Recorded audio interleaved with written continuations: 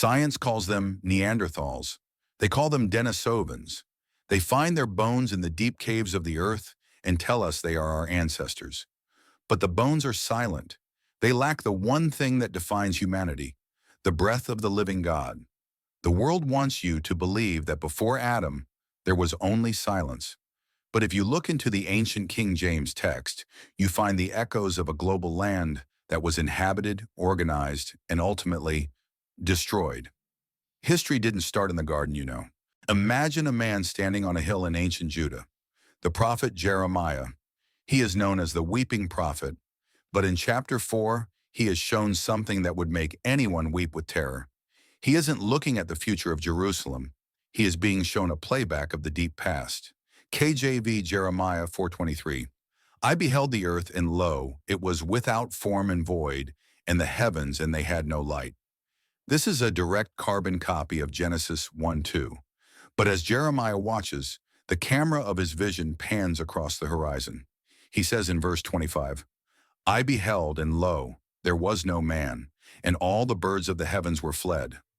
Wait, if there was no man, why does he say in the very next verse, I beheld, and lo, the fruitful place was a wilderness, and all the cities thereof were broken down? How can there be cities without men? Because the inhabitants weren't Adamites. They were the nations of the pre-Adamite order, beings of flesh and bone, built for a world ruled by the anointed cherub. Jeremiah is witnessing the literal ruins of Lucifer's kingdom. He sees the fruitful places, the agriculture of a world that existed while the earth was still perfect, now turned into a graveyard by the fierce anger of the Lord. Who led these cities? The Bible is not silent. Isaiah 14:12-17 describes the fall of Lucifer. It says he did weaken the nations. It says he made the world as a wilderness and destroyed the cities thereof. The global land forgets that Lucifer wasn't created in a pit. He was created in a garden of jewels. He was a governor, a king. He ruled over biological, human-like creatures, beings that science finds today and mislabels as our ancestors. They had psuchin, the soul life of an animal or a highly intelligent biological machine. But they were hollow. They were servants to a king who eventually turned his rage upon them when he failed to storm the throne of God. This is the hole in every secular theory.